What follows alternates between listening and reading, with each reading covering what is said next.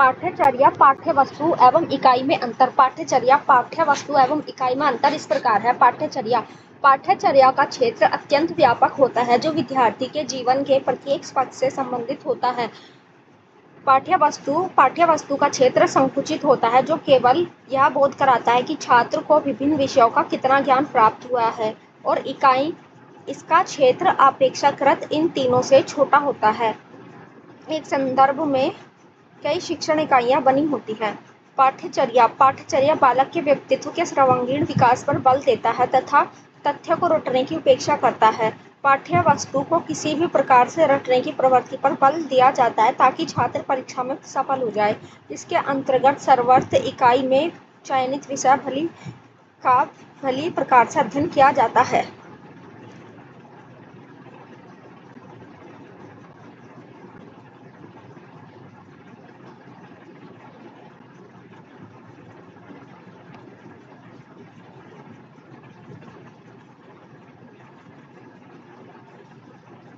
भली प्रकार से अध्ययन किया जाता है। पाठ्यचर्या में वे सभी क्रियाएं सम्मिलित रहती हैं जो बालक के व्यवहार को आदर्श रूप में परिणत करती हैं।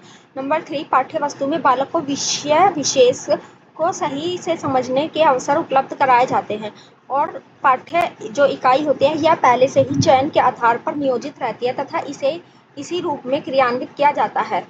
और अब हम पढ़ेंगे पाठ्यचर्या। पाठ्यचर्या का संबंध विकास के समस्त पहलुओं से रहता है, जैसे शारीरिक, मानसिक एवं व्यवहारिक। पाठ्यवस्तु का संबंध मुख्यतः मौखिक, पुस्तकीय एवं सैद्धांतिक होता है, और इसका निर्धारण शिक्षक कक्षा के शिक्षण की आवश्यकताओं के अनुरूप करता है।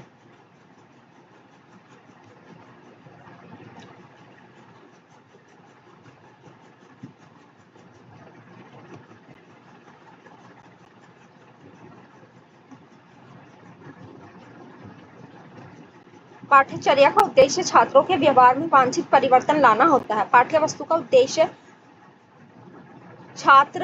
मात्र छात्र को परीक्षा में सफलता प्रदान करने तक सीमित रहता है। नंबर 5, मतलब कि इकाई का, इसमें उद्देश्यों की विस्तृत सूची में से आवश्यकता अनुसार उद्देश्यों का चयन किया जाता है। अब हमारा पाठ्यचर्या का एकमात्र लक्ष्य बालक को आदर्श नागरिक बनाने में सहायता करना है, और पाठ्यवस्तु इस लक्ष्य को प्राप्त करने में एक साधन, मीन्स का कार्य करता है, और इकाई इसमें ज्ञान के व्यापक क्षेत्र तथा बढ़ते हुए भंडार को ध्यान में रखते हुए उपयुक्त इकाई का चयन किया जाता है। पाठ्यचर्या का स्वरूप विशाल होने के साथ साथ अनिश्चित भी होता है। पाठ्यचर्या विषय वस्तु के प्रस्तुतिकरण का तरीका है। पाठ्यवस्तु का स्वरूप सीमित होने के साथ साथ सुनिश्चित भी होता है। इकाई पाठ्यक्रम संगठन को एक स्पष्ट दिशा प्रदान करती है। पाठ्यचर्या विषय वस्तु के प्रस्तुतिकरण का तरीका है।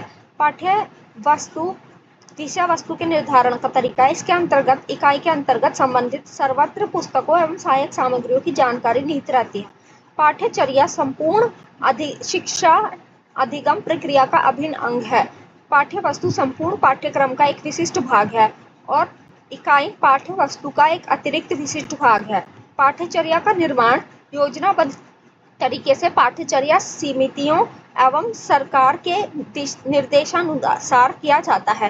पाठ्यवस्तु का निर्माण ज्ञान के स्तर के अनुरूप बोर्ड ऑफ स्टडीज के माध्यम से विषय विशेषज्ञों एवं शिक्षाविदों के माध्यम से किया जाता है। इकाई का निर्माण अलग से करना नहीं होता, अपितु शिक्षक अपनी सुविधा अनुसार पाठ्यवस्तु में से कर लेता है। पाठ्यचर्या निरंतर एवं सतत प्रक्रिया मानी जाती है, जिसमें शिक्षा के आंतरिक एवं बाहरी दोनों क्षेत्र का समावेश रहता है। पाठ्यवस्तु शिक्षा के आंतरिक क्षेत्र पर ही अधिक केंद्रित रहती है। इकाई भी एक प्रकार से शिक्षा के आंतरिक क्षेत्र से ही संबंध रखती है। पाठ्यचर्या में पाठ्य सहगामी क्रियाओं को विशेष महत्व दिया जाता है। पाठ्यवस्तु में इसी प्रकार की क्रियाओं पर ध्यान देने का समय ही शिक्षक को नहीं मिलता।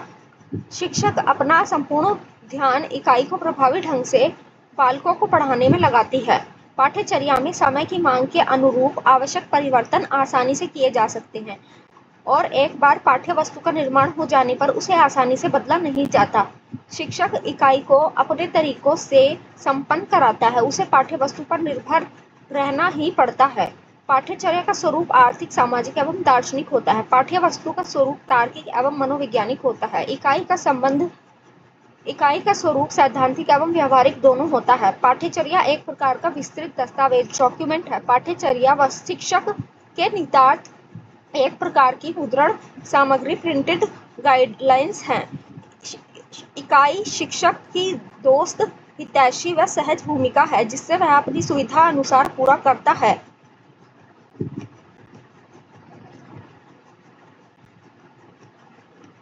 पाठ्यक्रम के प्रकार, टाइप ऑफ करिकुलम। पाठ्यक्रम के संगठन के विषय में अलग अलग दृष्टिकोण होते हैं, इसलिए पाठ्यक्रम भी अनेक प्रकार के होते हैं। निम्नलिखित पंक्तियों में हम पाठ्यक्रम के विभिन्न प्रकारों पर प्रकाश डालेंगे। नंबर 1, विषय केंद्रित पाठ्यक्रम, सब्जेक्ट सेंटर्ड करिकुलम।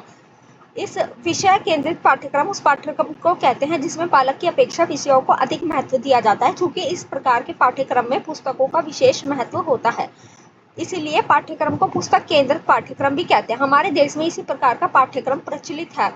विषय केंद्रित पाठ्यक्रम में अमनोवैज्ञानिक है, अर्थात इसके अंतर्गत बालकों की रुचि, आवश्यकताओं तथा योग्यताओं का कोई ध्यान नहीं रखा जाता। यह कठोर होता है, इसके द्वारा बालक का सर्वांगीण विकास नहीं किया जा सकता। इसके द्वारा बालकों में जनतांत्रिक भावनाओं का विकास नहीं किया जा सकता। यह पाठ्यक्रम बालकों में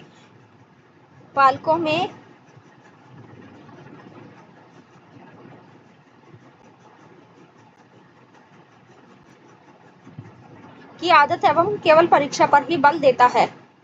बालकों में रटने की आदत एवं केवल परीक्षा पर ही बल देता है। नंबर 2, अनुभव केंद्रित पाठ्यक्रम, एक्सपीरियंस सेंटर्ड करिकुलम। अनुभव केंद्रित पाठ्यक्रम उस पाठ्यक्रम को कहते हैं जिसमें बालक के विकास हेतु अनुभवों को विशेष महत्व दिया जाता है।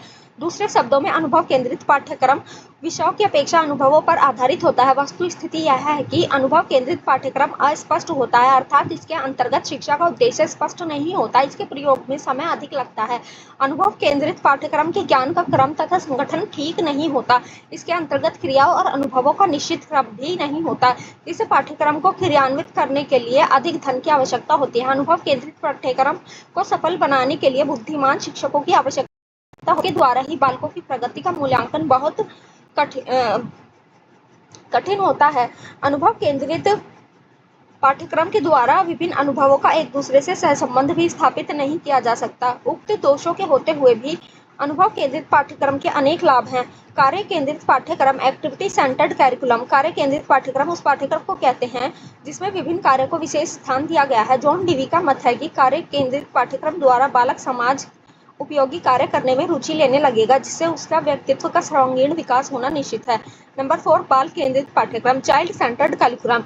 बाल केंद्रित पाठ्यक्रम उस पाठ्यक्रम को कहते हैं जिसमें विषयों की अपेक्षा बालकों को मुख्य स्थान दिया जाता है। ऐसे पाठ्यक्रम का निर्माण बालक की विभिन्न अवस्थाओं की रुचियों, आवश्यकताओं, क्षमताओं तथा योग्यताओं के अनुसार किया जाता है, जिससे उसके व्यक्तित्व का सर्वांगीण विकास होता रहे। मॉन्टेसरी, किंडरगार्टन तथा योजना पद्धतियां बाल केंद्रित पाठ्यक्रम के ही उदाहरण हैं। शिल्प कला केंद्रित पाठ्यक्रम, क्राफ्ट सेंटर्ड करिकुलम। शिल्प कला केंद्रित पाठ्यक्रम उस पाठ्यक्रम को कहते हैं जिसमें विभिन्न प्रकार की शिल्प कलाओं जैसे कताई, बुनाई, चमड़े तथा लकड़ी के काम आदि को केंद्र मानकर दूसरे विषयों की शिक्षा दी जाए। हमारे देश में वर्तमान बेसिक शिक्षा में इस प्रकार के पाठ्यक्रम का विशेष महत्व है। नंबर 6, सुसंबद्ध पाठ्यक्रम, को रिलेटेड करिकुलम। सुसंबद्ध पाठ्यक्रम उस पाठ्यक्रम को कहते हैं जिसमें विभिन्न विषयों को अलग अलग न पढ़ाकर एक दूसरे से संबंधित करके पढ़ाने की व्यवस्था हो। वस्तु स्थिति यह है कि ज्ञान एक इकाई है, अतः सुसंबद्ध पाठ्यक्रम इस बात पर बल देता है कि पाठ्यक्रम के सामने ज्ञान को विभिन्न विषयों में अलग अलग न बांटकर संबंधित रूप में प्रस्तुत किया जाना चाहिए। कोर पाठ्यक्रम, कोर करिकुलम उस पाठ्यक्रम को कहते हैं जिसमें कुछ विषय तो अनिवार्य होते हैं तथा अधिक विषय ऐच्छिक। अनिवार्य विषयों का अध्ययन करना प्रत्येक बालक के लिए अनिवार्य होता है तथा ऐच्छिक विषयों को व्यक्तिगत रुचियों तथा क्षमताओं के अनुसार चुना जाता है। इसके अंतर्गत प्रत्येक बालक को व्यक्तिगत तथा सामाजिक दोनों प्रकार की समस्याओं के संबंध में ऐसे अनुभव प्रदान किए जाते हैं जिनके द्वारा वह अपने भावी जीवन में आने वाली प्रत्येक समस्या को आसानी से सुलझाते हुए कुशल, समाज उपयोगी एवं आदर्श नागरिक बन सके।